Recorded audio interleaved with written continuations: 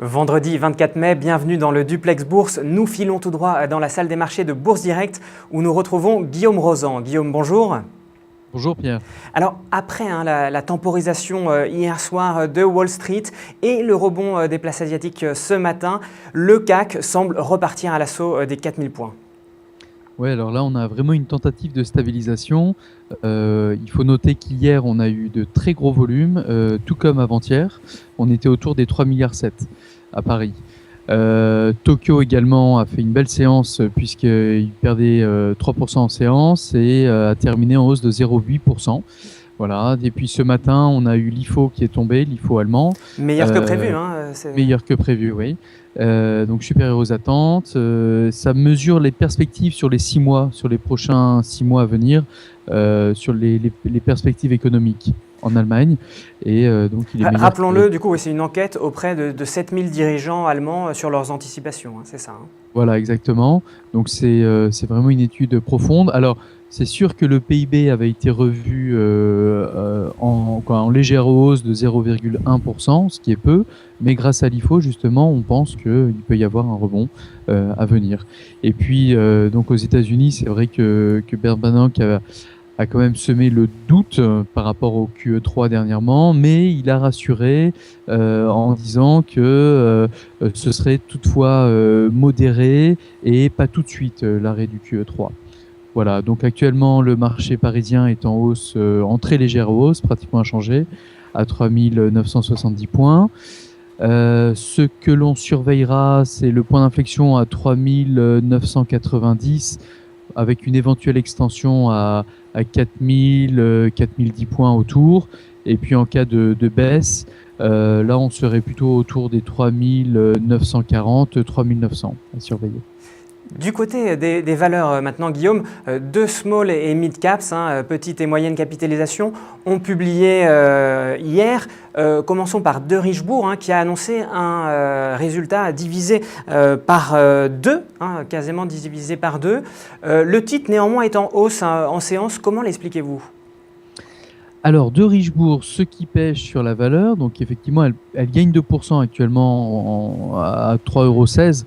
Ce qui pêche, c'est la partie collecte des déchets. Plus de 50% du chiffre d'affaires est réalisé en France et la collecte représente 65% du chiffre d'affaires. Et l'équation est simple, moins il y a de consommation, moins il y a de déchets. Donc c'est essentiellement dû à ça. Donc là on mise sur un retour à la croissance. Et puis il y a quand même un point positif, c'est qu'il y a une hausse assez conséquente de 10% dans le service aéroportuaire via sa filiale qui s'appelle Service Air, mais qui représente que 20% de son chiffre d'affaires global. Donc voilà. Donc ça, c'est le point positif. Et l'autre point positif qui a vraiment rassuré le marché, c'est concernant la dette de Richebourg. De Richebourg a trouvé une solution, donc soit par une cession donc en interne, ou bien par une négociation avec les banques qui ont déjà donné leur aval pour pouvoir acheter les prochaines obligations qui arriveraient à échéance. Voilà, donc vraiment là le marché est rassuré. D'accord, voilà, la santé financière n'est pas affectée par ces résultats un peu en berne. Non. Europacorp, la société de production de Luc Besson, voit son chiffre d'affaires augmenter de 10% grâce à sa filiale de production de séries télé. Malheureusement, le titre là est à la peine aujourd'hui en séance. Alors, il avait beaucoup progressé en début de semaine. Est-ce que effectivement ça avait été anticipé du coup par les investisseurs et aujourd'hui on consolide un peu les gains ? Alors là aujourd'hui on perd 7% quand même, à 3,33 €. Alors ce qui se passe sur la valeur, c'est que c'est un peu une recovery. Rappelons-le, dernièrement et en 2012, la société Europacorp avait clairement annoncé un retour aux bénéfices. Donc là le marché attend un retour aux bénéfices. Et là, il n'y a pas de perspective donnée sur le futur, et puis une très légère hausse du chiffre d'affaires, et surtout au 4e trimestre, on peut analyser une baisse, un repli de ce chiffre d'affaires-là, et c'est ce qui a inquiété le marché.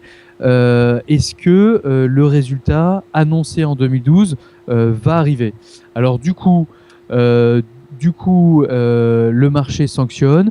On a un volume qui est conséquent. Là, en séance, on est à 3 fois le volume moyen quotidien. Voilà, donc il y a une prise de bénéfice qui paraît normale en attente d'être rassuré. C'est très clair.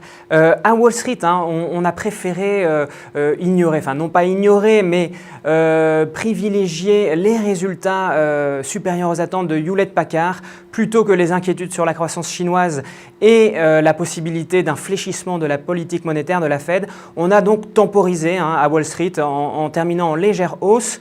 Que peut-on attendre aujourd'hui à l'ouverture sur les marchés américains ?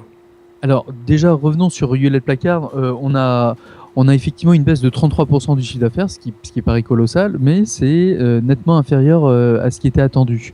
Et donc du coup, le cours de bourse a pris 17% hier soir. Hein. Donc c'est plutôt assez colossal. Ouais, c'est colossal. Et puis on a eu hier également des très bonnes stats provenant des États-Unis sur le marché du logement, Oui. avec une hausse du prix médian de 15%. Et des hausses des ventes de logements neufs, hein, c'est pour le mois d'avril. Des ventes de logements neufs, oui. Ouais, ouais. Et ça, c'est vraiment une bonne nouvelle.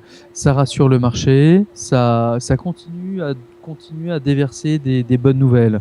Voilà.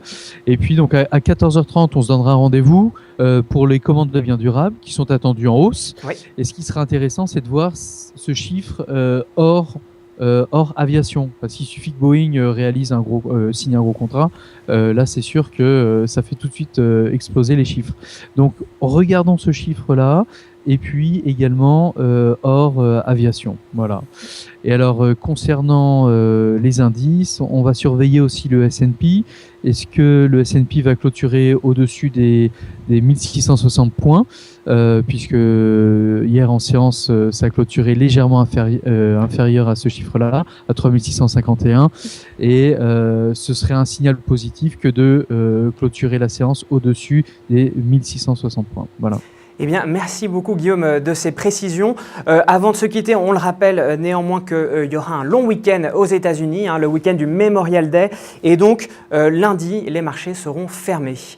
Voilà, merci Guillaume. Et on se retrouve, nous, quand même, lundi pour un nouveau Duplex Bourse. Merci Pierre. Au revoir.